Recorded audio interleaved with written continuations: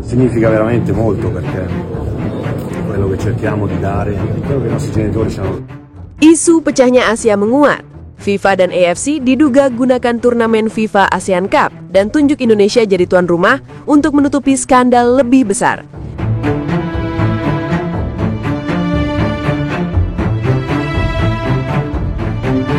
Isu besar mulai mengguncang dunia sepak bola Asia. Setelah beberapa waktu lalu sempat ramai wacana pembentukan Uni AFC alias konfederasi baru yang digagas negara-negara Asia Timur seperti Jepang, Korea, dan Australia. Kini muncul langkah mengejutkan yang bikin semua mata balik ke Asia Tenggara. FIFA dan AFC dikabarkan bersekongkol diam-diam membentuk turnamen baru bernama FIFA ASEAN Cup. Dan yang bikin geger, Indonesia ditunjuk sebagai tuan rumah perdana. Di permukaan, ini tampak seperti langkah positif. Turnamen resmi FIFA, ajang pemersatu ASEAN, dan kesempatan emas buat Indonesia tampil di panggung dunia. Tapi, kalau kita lihat lebih dalam, ada aroma politik yang mulai tercium. Karena banyak pihak percaya, pembentukan turnamen ini bukan langkah alami, tapi strategi pengalihan isu besar yang sedang mengguncang internal AFC. Kita tahu, sejak isu Uni AFC muncul, beberapa federasi besar di Asia Timur sudah terang-terangan kecewa dengan sistem AFC yang dinilai gak adil dan tidak transparan. Dari pembagian hak siar, struktur voting, sampai proyek pengembangan sepak bola yang dianggap berat sebelah. Dan ketika FIFA menolak pembentukan Uni AFC, disitulah semuanya mulai berubah arah. FIFA dan AFC kemudian muncul dengan ide baru, FIFA ASEAN Cup. Turnamen yang katanya dibuat untuk memperkuat sepak bola Asia Tenggara, tapi secara tak langsung justru berhasil mengalihkan sorotan dunia dari potensi perpecahan besar di Asia. Semua headline yang tadinya bicara soal Uni AFC, mendadak bergeser ke soal Indonesia dan turnamen baru ini. Dan disinilah plot twistnya muncul.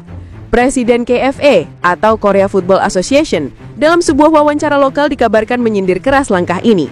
Dia bilang, FIFA dan AFC tahu ada masalah besar di dalam struktur mereka, dan sekarang mereka menggunakan turnamen baru untuk menutupinya.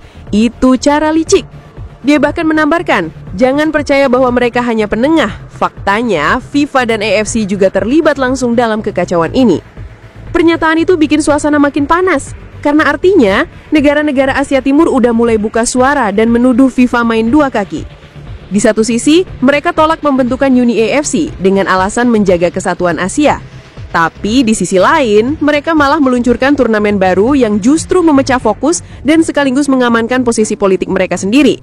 Dan lucunya, turnamen ini digelar di kawasan ASEAN, wilayah yang secara ekonomi dan popularitas sedang naik, tapi belum punya kekuatan politik besar di sepak bola dunia.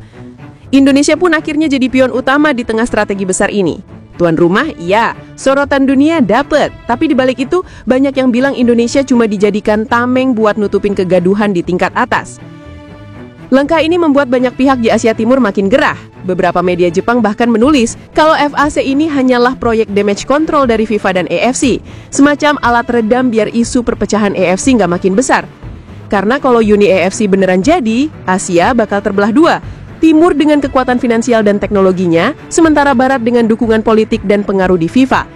Jadi daripada kehilangan kendali, FIFA dan AFC memilih menciptakan panggung baru, dan panggung itu adalah Indonesia. Negara yang sedang jadi pusat perhatian, punya fanbase masif dan relatif aman buat jadi simbol unity palsu di mata publik dunia. Tapi pernyataan keras dari Presiden KFA itu ternyata memicu reaksi berantai. Media Eropa mulai menyorot ucapan tersebut dan menulis kalau Asia sedang berada di ambang perang dingin sepak bola. Sementara itu, AFC langsung merespon dingin. Mereka bilang semua tuduhan itu tidak berdasar dan justru menyebut bahwa pembentukan FIFA ASEAN Cup adalah langkah kolaboratif yang disetujui bersama oleh seluruh anggota kawasan. Namun yang menarik, FIFA sendiri memilih diam. Gak ada pernyataan resmi, gak ada klarifikasi, dan gak ada bantahan langsung. Diamnya FIFA inilah yang justru bikin rumor makin liar. Beberapa analis bahkan percaya FIFA memang sengaja membiarkan isu itu bergulir karena selama semua mata tertuju ke ASEAN dan turnamen baru ini, fokus publik bakal menjauh dari konflik internal AFC. Strategi klasik, biarkan api kecil menyala, tapi jangan sampai orang tahu di mana bensinnya. Sementara itu, Indonesia mulai bersiap menyambut turnamen ini dengan bangga. PSSI sudah ancang-ancang siapkan stadion, pemerintah mulai koordinasi lintas kementerian, dan media nasional sibuk membahas potensi ekonomi dan pariwisata dari event besar ini. Namun, di balik euforia itu, banyak juga yang mulai khawatir. Kalau benar turnamen ini adalah bagian dari agenda politik FIFA dan AFC, maka Indonesia bisa aja jadi korban reputasi kalau nanti ada gejolak lanjutan di level internasional. Beberapa pengamat bilang Indonesia harus hati-hati, karena dalam sejarah, FIFA sering menggunakan turnamen sebagai alat politik untuk menjaga pengaruhnya di kawasan tertentu.